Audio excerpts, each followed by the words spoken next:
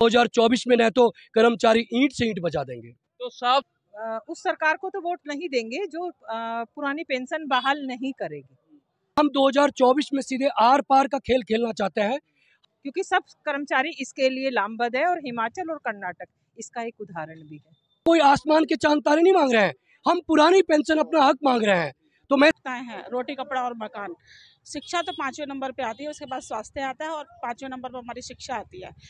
हमें या तो पेंशन दो और हम न तो उसी को सपोर्ट करेंगे जो पेंशन की बात करेगा। शौक नहीं मजबूरी है, पुरानी पेंशन जरूरी है। शौक नहीं मजबूरी है, पुरानी पेंशन जरूरी है। पुरानी पेंशन बहाल करो, पुरानी पेंशन। कार्यक्रम हो, चाहे वो श्रीनगर की रैली हो और चाहे वो दिल्ली का 2 बार कार्यक्रम हो, आदरणीय बबीता रानी जी आपके संघर्ष को हम नमन करते हैं। इस कार्यक्रम में हमारे दैनिक रुड़की आपको बताएं, हम KLDAV डिग्री कॉलेज के मैदान में, और आप यहाँ पर देख सकते हैं पुरानी पेंशन बहाली को लेकर ये सरकारी कर्मचारी हैं वो यहाँ पर एकत्र हुए और यहाँ पर एक संगोष्ठी का आयोजन किया है। और यहाँ पर रावत जी हैं, राष्ट्रीय अध्यक्ष वो भी यहाँ पर है, और जो पुरानी पेंशन बहाली को लेकर नारेबाजी भी की जा रही है। बोल रहे हैं कि हमारा मिशन पुरानी पेंशन बहाली को लेकर है। बात करेंगे जो यहाँ पर कर्मचारी है उनसे, वो क्या कहना चाहेंगे जो पुरानी पेंशन बहाली को लेकर यहाँ पर पहुंचे, क्या कहना चाहेंगे जिस तरह से आज आपके यहाँ पर संगोष्ठी रखी गई है? देखिए, आज अत्यंत हर्ष का विषय है। आज हरिद्वार जनपद के रुड़की में, शिक्षा नगरी रुड़की में पुरानी पेंशन बहाली के लिए एक आवाज़ बुलंद करने का यहाँ पे हरिद्वार टीम के द्वारा प्रयास किया गया है। और मैं समझता हूँ कि ये 1 अक्टूबर को देहरादून में मुख्यमंत्री आवास घेराव करने का ये हुंकार रैली है, और इससे 1 अक्टूबर के लिए पूरे उत्तराखंड शौक नहीं मजबूरी है, शौक नहीं मजबूरी है। ये मैसेज आज शौक नहीं मजबूरी है, शौक नहीं मजबूरी है।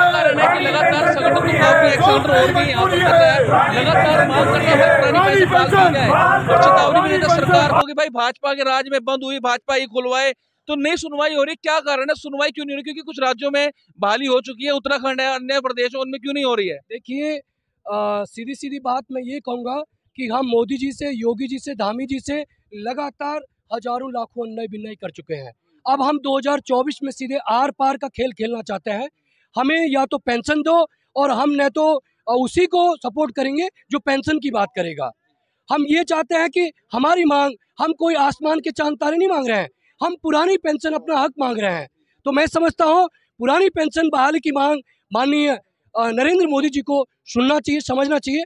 अगर उनको सत्ता प्यारी है, 2024 में अगर वो लौटना चाहते हैं, तो मैं समझता हूँ कि उनको पेंशन देना होगा। साफ तौर पर तौर पर कर्मचारियों की चेतावनी रहेगी, कर्मचारियों की चेतावनी है, और कर्मचारी 1 करोड़ से ज़्यादा कर्मचारी अपने परिवारजनों के साथ, अपने रिश्तेदारों के साथ, यहाँ तक कि मैं समझता हूँ जो सरकार का जो निर्णायक भूमिका होती है चुनाव में, वो 2% से 5% होती है, और ये निर्धारण देश के कर्मचारी करेंगे, NPS कर्मचारी करेंगे। मैं समझता हूँ कि मोदी जी को, योगी जी को और धामी जी को कर्मचारियों के इस मांग को हल्के में नहीं लेना चाहिए, और 2024 में न तो कर्मचारी ईंट से ईंट बजा देंगे। तो साफ कर्मचारी भी हमारे साथ है पुरानी पेंशन को लेकर। यहाँ पर आज संगोष्ठी हुई, यहाँ पर कुछ महिला पदाधिकारियों को संगठन में जिम्मेदारी दी गई है। हमारे साथ दीपक कौशिक जी भी हैं, और जो प्रांतीय अध्यक्ष हैं मैम हमारे, उनसे भी बात करेंगे, बबीता जी, क्योंकि भाई ये भी जब राष्ट्रीय अध्यक्ष जी बता रहे थे कि इनके द्वारा भी संगठन में बहुत ही कार्य ऐसे किए गए जिससे सराहनीय कार्य जो कर्मचारियों के हित में किए गए हैं। पहले बात करेंगे प्रदेश अध्यक्ष, क्या नाम मैम आपका? बबीता जी, क्या कहना चाहेंगे जिस तरह से यहाँ पर आज कुछ महिलाओं को जिम्मेदारी दी गई संगठन में पुरानी पेंशन बहाली संगठन में, उसको लेकर? मुझे पूरी उम्मीद है कि जितनी भी महिला पदाधिकारी बनाई गई हैं वो आने वाले समय में हमारे संगठन को मजबूती देंगी। मैडम, जिस तरह से अभी राष्ट्रीय अध्यक्ष जी ने साफ तौर पे कहा है कि भाई योगी सरकार हो, देश की सरकार के प्रधानमंत्री जी हमारे, या फिर धामी सरकार हो, यदि पुरानी पेंशन पे कर्मचारियों के हितों की बात नहीं करेंगे तो आने वाले समय 2024 के चुनाव का बहिष्कार होगा।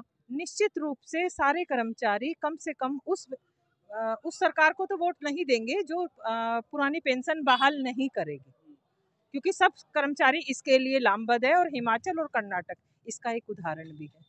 तो आपने जिस तरह से आज यहाँ पर कुछ महिलाओं को बताया गया, जिम्मेदारी दी गई, उनको लिए क्या कहोगे आप? उन्हें बहुत सोच समझ के जिम्मेदारी दी गई है, और सभी दोनों ही महिलाएं बहुत ज्यादा एक्टिव हैं।